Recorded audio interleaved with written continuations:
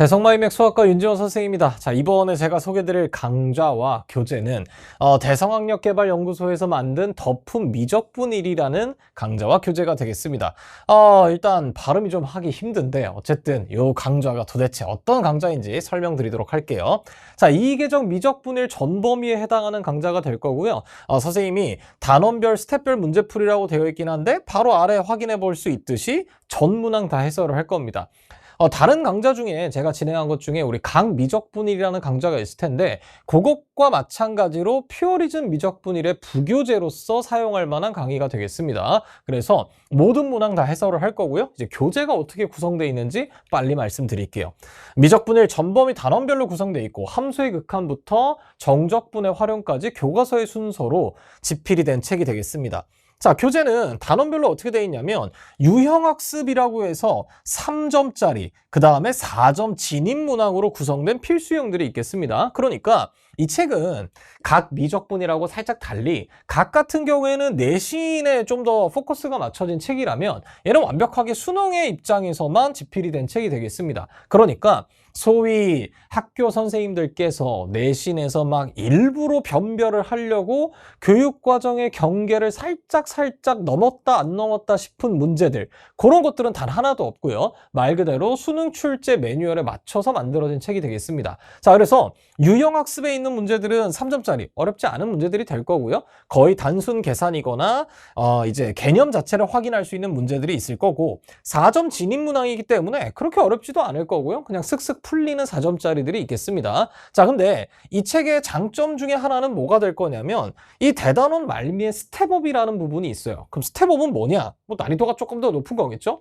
그래서 4점 문제 중에 모의고사에서 출제될 수 있는 난이도 중에서 그렇게 어렵지도 않으면서 또 그렇게 쉽지도 않은 약간 중간 포지션에 있는 4점짜리 문제들이 있을 거거든요. 근데 그 문제들이 대성 컨텐츠에서 나왔던 것 중에 좋은 문제들이 수록이 돼 있어요. 그러면 우리 대성 컨텐츠라고 하면은 여러분들 아마 아실 것 같은데 더 프리미엄 모의고사 라든가 뭐 컨스턴트 모의고사 등등 우리 대성에서 만든 모의고사 문제들 중에 여러분들이 지금 이 시기에 좀 봤으면 좋겠다 하는 것들이 잘 수록되어 있으니까 이 부분을 좀 보시면 좋을 것 같고요. 자, 선생님이 참고 삼아 현재 수능 기준이라고 되어 있는데 요거는 28 수능이 아닙니다. 왜 그러냐면 지금 아직 교육과정이 막 바뀌고 있는 때다 보니까 우리가 28 개정 수능에서는 문항 번호가 4점이 어디서부터 시작될지는 모르죠. 물론 옛날을 참고해보면 14번쯤에서 이제 4번이 시작이 됐는데, 근데 뭐 그게 또 바뀔지 안 바뀔지는 잘 모르겠으니까 현재 선택형 수능 기준으로는 4점짜리 중에 12번, 13번,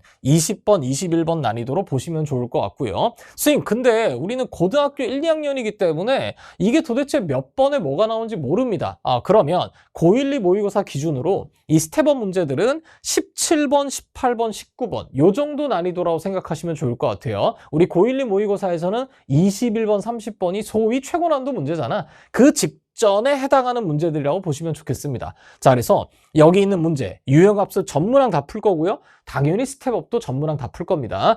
자, 그러면 이제 어떻게 공부를 해야 되냐? 또 간단하게 언급 한번 해보도록 합시다. 자, 미적분일을 처음 배우는 학생들의 경우라면 이 책의 유형학습에 있는 3점짜리와 4점짜리는 괜찮을 거예요. 퓨어리즘 공부하면서 배운 내용들을 그대로 적용해 볼 수 있으니까 괜찮을 텐데, 아까 우리가 같이 봤듯이 스텝업 문제들은 조금 난이도가 있을 수 있습니다. 그럼에도 불구하고 인사이트를 들어가기 전에 충분히 연습해 볼 수 있기 때문에 여러분들이 미적분일을 처음 접한다 하더라도 조금 많이 틀려도 괜찮으니까 강의를 통해서 이런 정도로 우리 수능에서 괜찮은 4점짜리들이 나오는구나, 이런 식으로 경험하고 넘어가면 될 거예요. 꼭 정답률에 신경을 쓸 필요는 없겠습니다.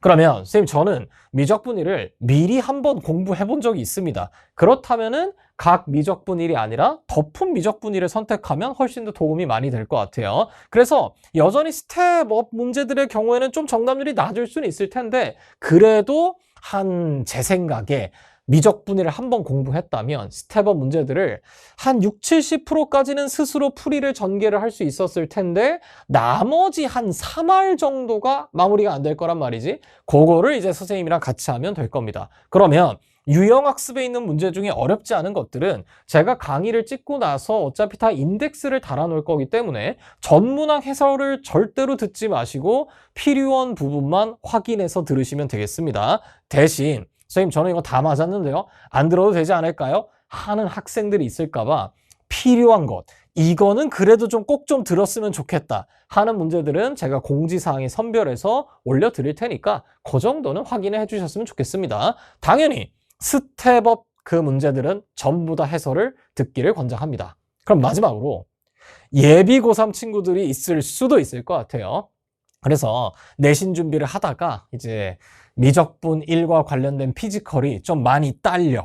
그럴 수도 있죠. 뭐 하다 보면 학교 수준과 등등 상황에 따라서 다 다를 테니까. 그러면 이런 경우에는 언제 하면 좋을 것 같냐면 예비 고3이니까 겨울방학 들어갈 때 소위 이제 수능만을 위한 뭐 실전 개념이라고 할까요? 뭐 그런 강좌들을 많이 수강하게 될 수도 있을 텐데 그 전에 미적분위를 굉장히 전범위를 빠르게 한번 돌릴 수 있는 용도로 이 책이 적당하니까 문제수도 그렇게까지 많지 않아서 라이트하게 볼 수가 있을 겁니다. 자, 이런 식으로 이제 준비를 각각 상황에 맞춰서 하시면 될 것 같고요. 본인이 이 강좌와 관련해서 수강을 하려는데 뭔가 좀 애매한 구석이 있다 싶으면은 Q&A 게시판에 올려주시면 저와 상의 후에 결정하면 될 겁니다.